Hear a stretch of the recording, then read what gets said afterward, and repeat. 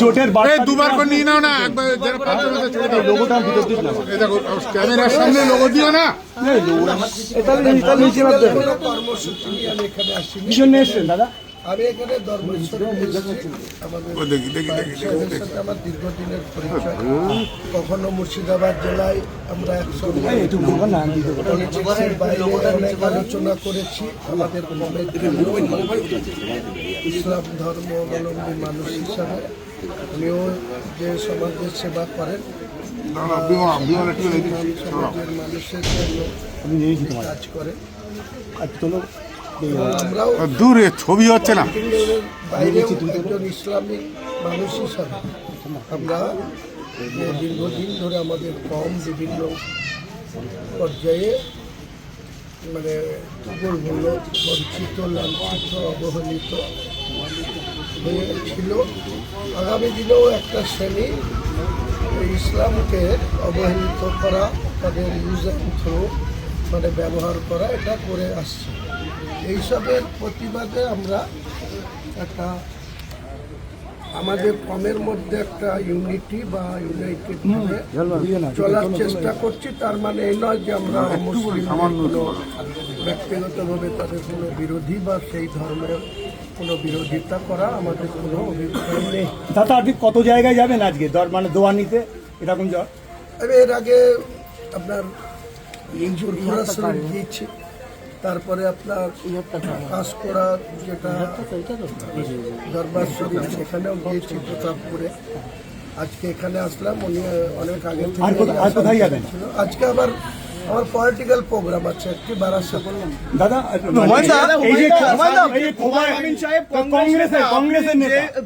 কংগ্রেসের নেতা আছেন, থাকবেন, আমার তাতে কিছু বলার নেই। কোনো পলিটিক্যালি কোনো কর্মসূচি নিয়ে ওনার কাছে আসিনি। ওনার সাথে আমার দীর্ঘদিনের ব্যক্তিগত সম্পর্ক রয়েছে। উনি যখন কংগ্রেসে ঢুকেছিলেন বা উনি কংগ্রেসের একটা পদাধিকারে রয়েছেন, আমাকেও তিনি আহ্বান করেছিলেন। আমি বলেছিলাম আমার পক্ষে সম্ভব না। আমি 1982 থেকে 2012 সালের 16ই নভেম্বর অবধি 30 বছর কংগ্রেস করেছি, কিন্তু আমি এই কংগ্রেসটা কোনো মতেই করবো না, করা সম্ভব না। এখানে কি কোনো প্রার্থী দেবেন? এসব নিয়ে আপনাকে না এবছর বসিরহাট সংখ্যালঘু এলাকা এখানে আপনি কি প্রার্থী দেবেন? নিশ্চয়ই প্রার্থী হবে। এটা পলিটিক্যালি কিছু বিষয় নিয়ে আজকে এখানে আসিনি। যখন পলিটিক্সের ময়দানে অবতীর্ণ হয়েছি, গোটা রাজ্যের 294টা সিট, আমরা কোন কোন দলের সঙ্গে জোট হবে আগামী দিন অপেক্ষা করুন। ম্যাক্সিমাম 10 দিন বা ফেব্রুয়ারির ফার্স্ট উইকের মধ্যে পুরো চিত্র ক্লিয়ার হয়ে যাবে। আইএসএফের সঙ্গে কি জোট হবে আপনাদের? খুন করা হয়নি, আত্মহত্যা হয়েছে। ওটা রাজ্য সরকার আর হেমন্ত সোরেনের গট আপ গেম। শোনেন, একটা মানুষ 10 দিন আগে তার বাড়ি থেকে তার বাচ্চা মেয়েকে রেখে সেখানে সে হকারি করতে গিয়েছে, তাকে মেরে টাঙিয়ে দিয়ে তার পুলিশ এরকম আমাদের বাংলার পুলিশও এসব করে, মেডিকেলের সার্জেন যারা ওই মানে করে পোস্টমর্টম করে, তারাও এইসব নাটক আমাদের জানা আছে। আর এটা কিভাবে সেই ফ্যামিলিকে এখন মানুষের কাছে মুখ পাচ্ছে না। মুসলিম সমাজের মানুষ যেখানে পরিযায়ী শ্রমিক যাচ্ছে, কোথাও উড়িষ্যায় জুয়েল রানা খুন হয়ে তার বাড়ি আসছে, কখনো আলাউদ্দিন খুন হয়ে বাড়ি আসছে, কখনো আনিসুর রহমান সে বিহারের হাজিপুরে মার খেয়ে এখনো বিছানাগত হয়ে আছে। আর এসব নাটক করবে, এসব জবাব আগামী 26। এই নিয়ে তো একটা ব্যাপক তুলতালাম হলো এলাকায়, সেখানে ভাঙচুর হলো।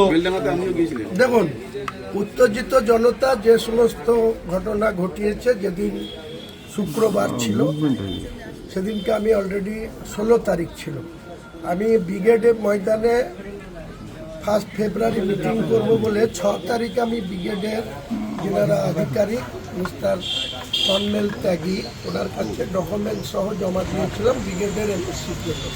উনি 6 তারিখের পরে 8 তারিখে প্রসেস করলেন, আমাকে 13 তারিখে ডাকলেন।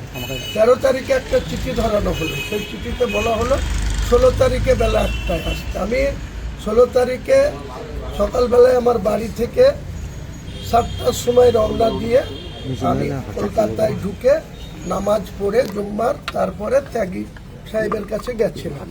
উনি 1.5 ঘন্টা পরে আমাকে জবাব দিলেন যে মাঠ দিতে পারছি না, ফেব্রুয়ারি থেকে 20 মার্চ পর্যন্ত কোনো রাজনৈতিক দলকে মাঠ দেওয়া হবে না, মাঠটা আপনি শহীদ মিনারে করুন। আমি বললাম আমার 10 লক্ষ লোকের প্রোগ্রাম হবে, আমি শহীদ মিনারে তো 25,000-এর অ্যাকোমোডেশন কী করে করব। তাই সেই মিটিংটা তখন যখন আসছিলাম রাস্তায় যখন জাগুলিয়াতে আসি তখন আমার কাছে খবর আসলো যে আলাউদ্দিনের ডেড বডি এসছে, আমরা রাস্তা অবরোধ করবো। আমি নিষেধ করেছিলাম যে হটকারি করো না, NH-এর মতো রাস্তা তোমরা অবরোধ করো না, তোমরা দুপুরবেলায় জানাজা করে মাটি দিয়ে দাও, আমি সন্ধ্যার মধ্যে তোমাদের বাড়িতে আসবো, এসে বেলডাঙ্গা প্রশাসনের সঙ্গে এসপির সঙ্গে কথা বলব। কিন্তু ওনারা হঠাৎ করে অবরোধ করেছিল, 7 ঘন্টা অবরোধ ছিল, সেখানে কোনো অপ্রীতিকর ঘটনা ঘটেনি, শুধু সাধারণ মানুষের যাতায়াতের অসুবিধা হয়েছে। জানেন একটা NH হাই রোড, সেই রোড যদি 7 ঘন্টা অবরোধ থাকে, রেল অবরোধ থাকে, সেটা অনেক মানুষের ক্ষতি হয়, আমরা এগুলো করি না। পরের দিন হঠাৎ করে আবার ওই আনিসুর রহমান হাজিপুরে মার খেয়ে সে বেলডাঙ্গা হসপিটালে ভর্তি, ওকে রেফার করেছে বহরমপুর মেডিকেল কলেজে। কে বা কাহারা গুজব ছড়িয়ে দিল যে আনিসুর রহমানও মারা গেছে। আমি তখন বেলডাঙ্গায় আমার পার্টি অফিসে প্রেজেন্ট, বেলা 11টা বাজে আমি প্রেজেন্ট ছিলাম। ডোমকলে সেদিন আমার সভা ছিল বেলা 2টোয়, আর আমাদের তৃণমূলের যুবরাজের জেনারেল সেক্রেটারি MP ইনার সভা ছিল বহরমপুরে। তিনি সভা করার সাহস দেখাননি, তিনি 200 মিটারের রোড শো করেছে বহরমপুর জলঙ্গি বাস স্ট্যান্ড থেকে গির্জার মোড়, আর আমি করেছি ওখানে। আমি অলরেডি বাড়ি থেকে বেরিয়ে বেলডাঙ্গায় পৌঁছেছি, তখন দেখছি আবার একটা অবরোধ শুরু হয়েছে। তাহলে আমি তো আমার 20টা গাড়ির কনভয় ছিল, সেখানে তৃণমূলের পুষ্কানিতে আমি যেহেতু ডোমকল, আমাকে ওখান থেকে 65 কিলোমিটার রাস্তা যেতে হবে, ওখানে অবরোধ করিয়ে দিল। তখন আমি নিজে গাড়ি রেখে প্রশাসন, IC, অনেক ফোর্স দাঁড়িয়ে আছে, তারা হাত গুটিয়ে দাঁড়িয়ে আছে, কোনো অবরোধ তুলতে চাইছে না। আমি নিজে নেমে তাদের স্লোগান, ভাই দাদা এখন তো দেখা যাচ্ছে যে ও আত্মহত্যাই করেছে, খুন না, তাহলে কাদের চক্রান্ত এরকম ঘটনা ঘটলো বেলডাঙ্গা? দেখুন, আপনারা যে রিপোর্ট এসছে রাজ্য সরকারের মাধ্যমে, হেমন্ত সরেনের ঝাড়খণ্ডের প্রশাসনের পক্ষ থেকে, তার বেসিসে আপনি বলছেন, কিন্তু আমি বলছি তার বাবাকে, তার মাকে, তার 3 বছরের বাচ্চা মেয়েকে আমরা চিনি, জানি। আমি সেদিনকে ফিরে গিয়ে রাত্রি 9টায় তাদের বাড়ি গেছিলাম, হাজার হাজার লোকের সামনে তাদের বাড়িতে আমি দেখা করেছি। আমি বলছি নিশ্চিত যে আলাউদ্দিন খুন হয়েছে, তার কাগজ কলমে যতই তাকে চালানো হোক যে তিনি সুসাইড করেছে, এমন কিছু ঘটনা তার বাড়িতে নেই।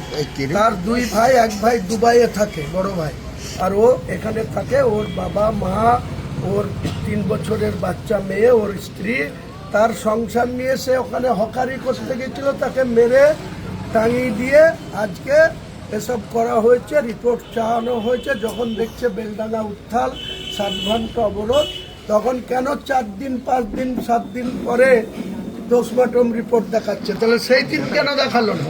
সেই দিন কেন রাজ্য সরকার, যখন অভিষেক বন্দ্যোপাধ্যায়ের হেলিকপ্টার প্রয়োজন হয়, তখন হেমন্ত সোরেনের হেলিকপ্টার নিয়ে তিনি বাংলার সভা করে বেড়ায়, আর যখন বেলডাঙ্গা 7 ঘন্টা অবরোধ হচ্ছে, তাহলে বাংলার মুখ্যমন্ত্রী বা পুলিশের DGP কেন ঝাড়খণ্ডের DGPর সঙ্গে কথা বলে সেই দিন সামনে আনলো না, যেটা সুসাইড কেস, এটা কোনো রকম মার্ডার না? তাহলে তো এত কিছু ঘটতো না। এসব আমরা বুঝি। তাহলে কেন করলো এই সরকার? এখন মুসলমানদেরকে বুঝাতে হবে তো, মুসলমানরা বিগড়ে গেছে, মুসলমানরা TMC কে ভোট দিবে না বলছে, আমাদের নতুন পার্টির দিকে দলে দলে যোগদান করছে, যেখানে যাচ্ছে হাজার হাজার মানুষ মিটিং অ্যাটেন্ড করছে। এরা আতঙ্কে এখন, ওখানে হেমন্ত সোরেন তো মমতা ব্যানার্জির ছোট ভাই, কাজে ছোট ভাইকে তার প্রশাসনকে যা বলবে সেরকম রিপোর্ট তৈরি করে এখন মুসলিমদের কাছে মাসিয়া সাজতে হবে। এতদিন 11-14 বছর মিথ্যাচার করে এসছে, একই লাইনে খেলছে, খেলতে দিন না। দাদা, আপনার দলের কর্মীরা বলছে আপনি এবার মুখ্যমন্ত্রীর বিরুদ্ধেই ভোটে দাঁড়াবেন, আপনি কি বলছেন? মুখ্যমন্ত্রীর বিরুদ্ধে আমি বলেছি ওনাকে, ওনার ভাইপো গিয়ে আমাকে গদ্দার বলেছে। উনিও 4 ডিসেম্বর যেদিন আমাকে ববি হাকিম এবং মুর্শিদাবাদের আখরুজ্জামান প্রতিমন্ত্রী বিদ্যুৎ দপ্তরের, আর নিয়ামত হাজি দলের সাংগঠনিক চেয়ারম্যান হরিয়ারপাড়ার বিধায়ক, তাদের সামনে নিয়ে যখন আমাকে 11টার দিকে প্রেস বাইট দিয়ে সাসপেন্ড করেছে, তার 1 ঘন্টা পরে মুখ্যমন্ত্রী বহরমপুর স্টেডিয়ামে আমাকে পোকামাকড়, গদ্দার অনেক কিছু আখ্যা দিয়েছিল। আবার 17ই জানুয়ারি তিনি ওখানে যে তিনার ভাইপো আমাকে গদ্দার বলেছে। আমি তাই বলেছি যে আমি গদ্দার না, তোমরা কংগ্রেসের সঙ্গে গদ্দারি করেছো, বিজেপির সাথে তোমাদের কি সম্পর্ক? তোমাদের হিম্মত থাকলে বেলডাঙ্গার রেজিনগর 70 রেজিনগরে আমি কন্টেস্ট করব, 71 বেলডাঙ্গাতেও করব।